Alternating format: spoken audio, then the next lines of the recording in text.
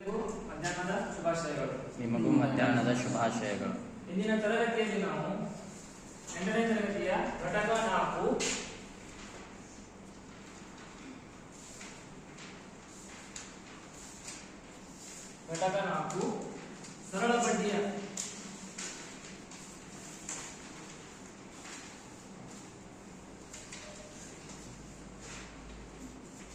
ಸರಳ ಬಡ್ಡಿಯ ಕುರಿತು ಅಧ್ಯಯನ ಮಾಡೋಣ. ನಾವು ಈಗ ಚಿತ್ರಪಟವನ್ನು ತೋರಿಸ್ತೇನೆ. ಇದು ಯಾವುದು? ಇದು ಸ್ಟೇಟ್ ಬ್ಯಾಂಕ್ ಆಫ್ ಇಂಡಿಯಾ. ಇವು ಎದುರು ಚಿತ್ರಪಟಗಳು ಬ್ಯಾಂಕಿನ ಲೋಗೋ. ಬ್ಯಾಂಕಿನ ಚಿತ್ರಪಟಗಳು. ಈ ಬ್ಯಾಂಕಿನ ಹೋದಾಗ ಏನಂತ ಯಾವ ಕೆಲಸ ಮೇಲೆ ಹೋಗ್ತೀರಾ? ಹಣವನ್ನು ಜಮಾ ಮಾಡಲು, ತೆಗೆದುಕೊಳ್ಳಲು, ಠೇವಣಿ ಇಡಲು ಮತ್ತೆ ಸಾಲವನ್ನು ಪಡೆಯಲು. ನಾವು ಬ್ಯಾಂಕ್ನಲ್ಲಿ ಸಾಲ ಪಡಿತೀವಿ. ನೀವು ಸಂಬಂಧಿಕರಲ್ಲಿ, ಸ್ನೇಹಿತರಲ್ಲಿ, ನಂಬಿಕಸ್ಥರಲ್ಲಿ ಏನಂತಾರೆ ಸಾಲವನ್ನು ಪಡಿತೀವಿ. ಅವರು ಸಾಲವನ್ನು ಪಡೆದಾಗ ಅವರು ಏನಂತಾರೆ, ಇಷ್ಟು ಮೊತ್ತದ ಮೇಲೆ ಸರಳ ಬಡ್ಡಿ ಕೊಡ್ರಿ ಅಂತಾರೆ. ಅಂದ್ರೆ ಸರಳ ಬಡ್ಡಿಯ ಅರ್ಥ ಏನಪ್ಪಾ ಅಂದ್ರೆ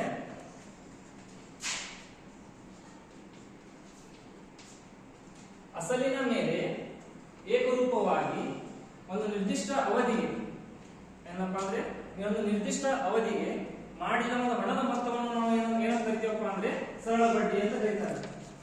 ಸಿಂಪ್ಲಿ ಆಗಿ ಹೇಳಬೇಕಪ್ಪ ಅಂದ್ರೆ ನಾವು ಕೊಟ್ಟಂತ ಒಂದು ಅಮೌಂಟ್ ಅನ್ನು, ಒಂದು ಹಣ ಏನಿರುತ್ತಲ್ಲ, ಇಷ್ಟು ಸಮಯದವರೆಗೆ ಅವರು ನಮ್ಗೆ ಕೊಟ್ಟಿರ್ತಾರಲ್ಲ, ಅದಕ್ಕೆ ನಾವು ಬಡ್ಡಿಯಾಗಿ ಎಷ್ಟು ಕೊಡ್ತೀವಲ್ಲ ಅದನ್ನ ಏನಂತಂದ್ರೆ ಸರಳ ಬಡ್ಡಿ ಅಂತ ಹೇಳಿ ಕರೀತಾರೆ. ಈ ಸರಳ ಬಡ್ಡಿ ಕಂಡುಹಿಡಿಯುವ ಸೂತ್ರ ಯಾವಪ್ಪ ಅಂದ್ರೆ ಸರಳ ಬಡ್ಡಿ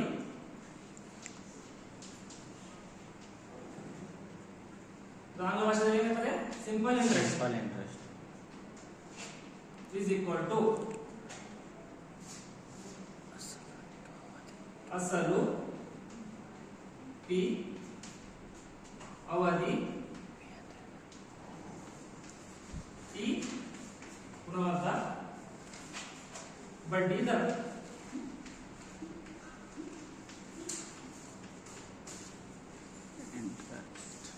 divided by 100. ಇದನ್ನೇ ಬರೆಯಬೇಕು ಅಂದ್ರೆ I is equal to PTR divided by 100. ಗೊತ್ತಾಯ್ತಾ? PTR divided by 100 ಅಂದ್ರೆ ಈ ಸರಳ ಬಡ್ಡಿಯ ಸೂತ್ರದಲ್ಲಿ ಬರುವಂತಹ ವಿಷಯಗಳು ಯಾವಪ್ಪ ಅಂದ್ರೆ ಅಸಲು, ಅವಧಿ, ಬಡ್ಡಿ ದರ ಮತ್ತೆ ಇದು ಶೇಕಡ. ಇದರ ಪದಗಳ ವ್ಯಾಖ್ಯಾನ ಏನಪ್ಪಾ ಅಂದ್ರೆ ಅಸಲು. ಈ ಅಸಲಿನ ಅರ್ಥ ಏನಪ್ಪಾ ಅಂದ್ರೆ ಒಂದು ನಿರ್ದಿಷ್ಟ ಅವಧಿಗೆ ನಾವು ಏನು ಹಣವನ್ನು ತಗೊಳ್ತೀವ, ನಮ್ಗೆ ಕೊಡ್ಕೊಂತೀವ. ಈಗ ನಾನು ಈಗ 100 ರೂಪಾಯಿ ಕೊಟ್ಟೆ ಅಂತ ತಿಳ್ಕೊಳ್ಳಿ. ಕೊಡುವ ಕ್ರಿಯೆಗೆ ಏನಂತ ಹೇಳ್ತಾರೆ ಅಸಲು ಅಂತ ಹೇಳ್ತಾರೆ. ಅದೇ ರೀತಿ ನೀವು ಕೊಡುವಂತ ಹಣವನ್ನು ನೀವು ಇಸ್ಕೊಂತಿರಲ್ಲ, ಅದಕ್ಕೂ ಕೂಡ ಏನಂತ ಹೇಳ್ತಾರೆ ಅಸಲು ಅಂತ ಹೇಳ್ತಾರೆ. ಅದೇ ರೀತಿಯಾಗಿ ಅವಧಿ ಅಂದ್ರೆ ಏನಪ್ಪಾ ಅಂದ್ರೆ ನಾವು ನಿಮ್ಗೆ ಕೊಟ್ಟಂತಹ ಹಣ ಎಷ್ಟು ದಿನಗಳ, ಎಷ್ಟು ವರ್ಷಗಳವರೆಗೆ, ಎಷ್ಟು ತಿಂಗಳವರೆಗೆ ನೀವು ಅದನ್ನು ಉಪಯೋಗಿಸ್ತಿರಲ್ಲ, ಅಂತಹ ಸಮಯವನ್ನು ಏನಂತಾರೆ ಅವಧಿ ಅಂತ ಹೇಳಿ ಕರೀತಾರೆ. ಮತ್ತು ಬಡ್ಡಿ ದರ ಏನಪ್ಪಾ ಅಂದ್ರೆ ನಾವು ಕೊಟ್ಟಂತಹ ಒಂದು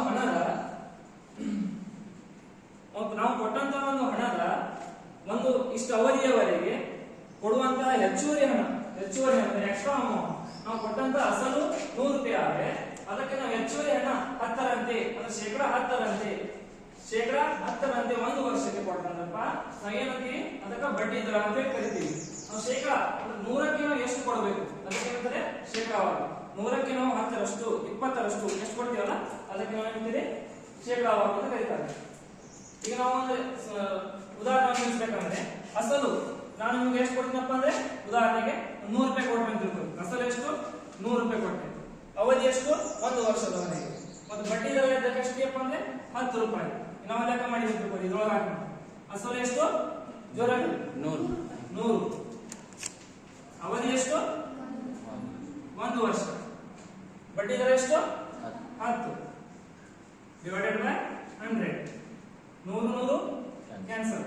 10 ಒಂದೇ 10 ಅಂದ್ರ ಸರಳ ಬಡ್ಡಿ ಎಷ್ಟು ಅಂದ್ರೆ 100 ರೂಪಾಯಿ ಕೊಟ್ರೆ 1 ವರ್ಷಕ್ಕೆ 10 ಬಡ್ಡಿ ದರದಂತೆ ಎಷ್ಟಾಗುತ್ತೆ ಸರಳ ಬಡ್ಡಿ 10.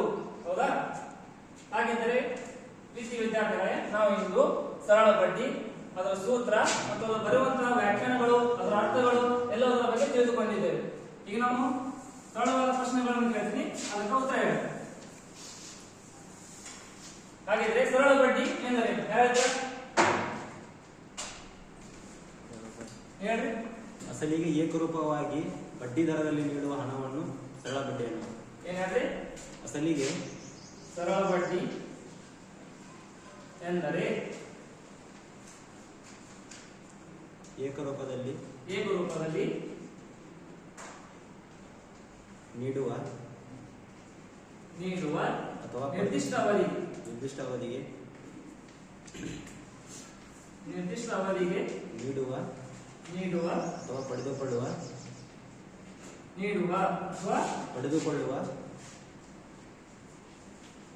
ಅಥವಾ ಪಡೆದುಕೊಳ್ಳುವ ಮೊತ್ತವನ್ನು ಸರಳ ಬಡ್ಡಿಯನ್ನು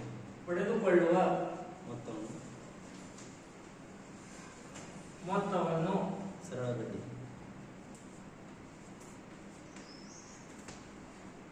ಮೊತ್ತವನ್ನು ಏನಂತಾರೆ?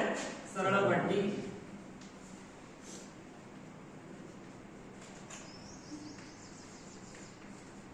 ಎನ್ನುವುದು. ಹಾಗಿದ್ದರೆ ಪ್ರೀತಿಯ ವಿದ್ಯಾರ್ಥಿಗಳೇ, ಮುಂದೆ ಚಪ್ಪದ ಬಡ್ಡಿ ದರ ಎಂದರೆ ಯಾರು ಹೇಳ್ತೀರಾ?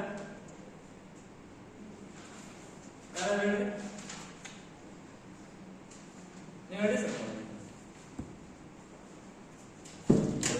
ಅಂದ್ರೆ ನಾವು ಅಸಲು ಇಸ್ಕೊಂಡಿರ್ತೀವಲ್ಲ ಸರ್, ಕೆಲ ಕಾಲ ಅವಧಿಯ ನಂತರ ಅಸಲಿನೊಂದಿಗೆ ನೀಡುವ ಹೆಚ್ಚುವರಿ ಹಣವನ್ನು ಬಡ್ಡಿ ದರ ಎನ್ನುತ್ತಾರೆ. ಬಡ್ಡಿ ಎಂದರೆ ಬಡ್ಡಿ ಎಂದರೆ ಅವಧಿಗೆ